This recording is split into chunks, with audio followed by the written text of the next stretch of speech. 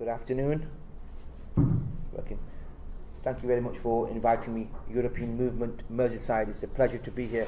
Apologies for being late. I was very frustrated with the parking machine outside. I couldn't get me app to work on time, so I need to get myself accustomed with the technological advances in time. The downfall of democracy and the resurrection of Europe.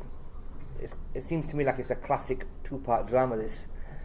My colleagues and predecessors have very eloquently talked about some of these issues, so I don't intend to talk for long, and I'm looking forward to the Q&A session. But I just want to share you with a few examples what's going on in European countries. So the first country I talk about, and Mike mentioned, is Hungary, as well as Italy. Both themes are being touched upon. So refugees, anti-migrant.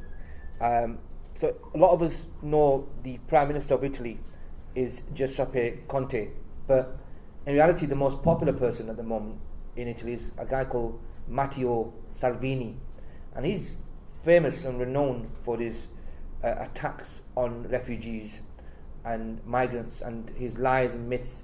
He talks about the refugees get better life benefits than Italians themselves. So that is unfortunate. There's an obvious a sliding of democracy in certain countries. Hungary, we talked about Orban and the way he's treating people, and I've directly been involved in the European Parliament and faced this personally because I was one of the authors of a report called Academic Freedom as a fundamental human right across the world, and my report, the way it worked was passed on to Federica Mogherini, who's like our foreign secretary, and to have our policy across the world. And one of our policies also looking at, whenever we do foreign policy, we look at our own countries. And we looked in our own country, and in Hungary, one of the 28 countries, the way the universities were being closed down, first time since Nazi Germany, that we've had closures of universities. Also the way the shrinking space for critical thinking, publishing, student research, academic freedom, that is at it's in real danger. And I was doing this report, and thankfully it had very significant support across the Parliament. However, the Fidesz party, which is Orban's party, tried to stop it at every stage. Ladies and gentlemen, there are challenges in Europe, and I'm for one that say being in Europe and being there for a few years now, it's not perfect. But then so isn't the House of Commons and House of Lords, in terms of elected representation. But one thing I will say is that we have to, as UK MEPs and Commissioner and representation, we have to recognise the great role that we have played into moving and progressing Europe. And that is what the Europeans tell me all the time. They say the UK and its way they've actually been key players of the European project. That is something at this moment of time, if Brexit goes ahead, they'll have a significant loss. Nobody's out there to punish. That's clear. We might have some irresponsible tweets now and again, but in the end, Europe will be weaker without UK, and they don't want us to leave for that very reason. My pitch to you all of us today is I'm going to recollect a conversation I had in Bangladesh, and which goes to the very heart of what people's vision is and what this government's vision is for the next few years and generation, and what they want for our country. I was speaking to a diplomat, and I was at a reception, and he came up to me and said, the Bangladeshis are gleaming at the opportunity at Brexit. I thought, oh wow, that was a bit of a shock to me. I said, so why are they so excited about this Brexit, the whole occurrence of Brexit? And he said, because they can do their own trade deals. Well, that's bizarre, because they already, we can trade with Bangladesh, and they can trade with us through the EBA, everything but arms trade agreement, and they already get preferential deal through that. But so why? What's the big deal? Well, actually, we can do our own trade deals, and I make them bespoke. I said, let's talk a bit further, and he said, well, we don't need to worry about regulation as much. I thought, well, we're in Bangladesh, which a few years ago we had the Rana Plaza disaster, and not so long ago, a few days ago, there was another factory unfortunate loss of life. And health and safety, ILO conventions, the child labour, child marriage, all these really important values which the European Union actually has as a very pivotal in terms of doing trade deals with different countries. Mike's gone, but I'll just talk loud. And his vision was at the time the same vision that was coming up from the worst Foreign Secretary we've ever had, Boris Johnson, and he was at the time the Foreign Secretary. And what he said was, this is do away with regulation. So the idea of having a low regulated, a low taxed kind of a, no disrespect to Singapore, but Singapore kind of island is not the vision I have ever imagined for my country, because we've always been outward looking and internationalist.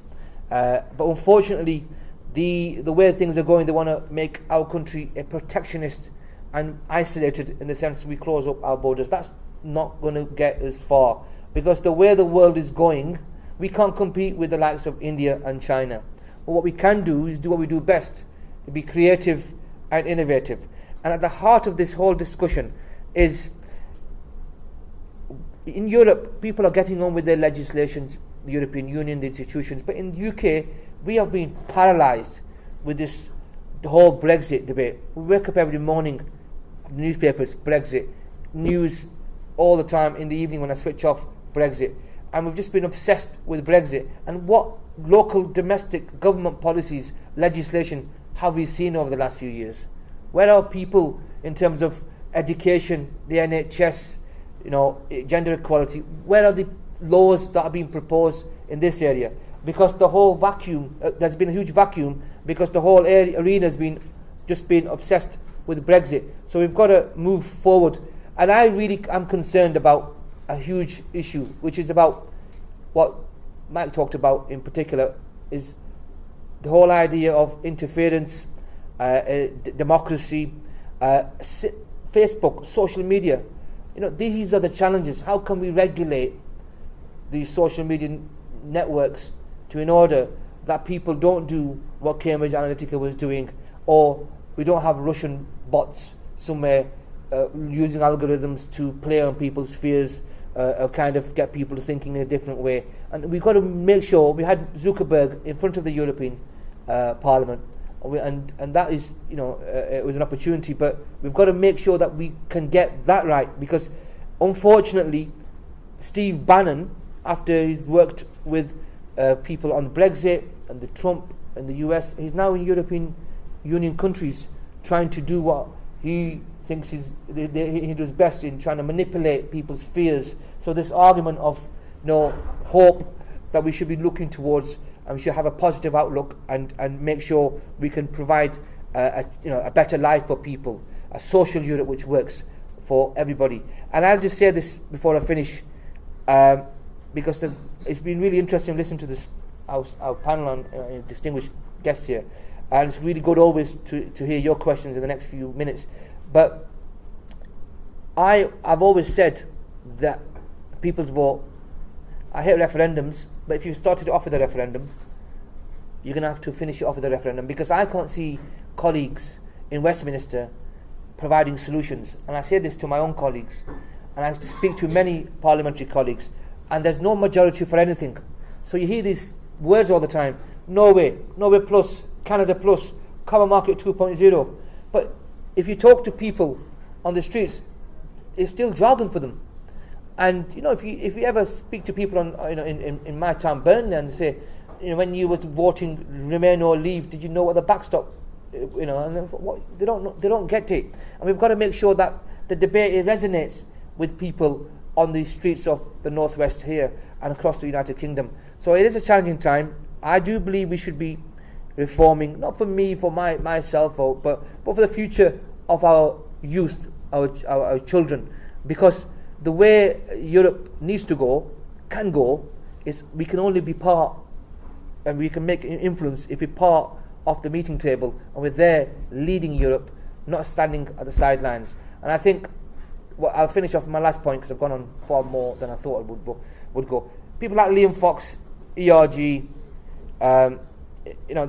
they have a very dangerous vision for our country. They think, unfortunately, I don't think they've gone past the empire.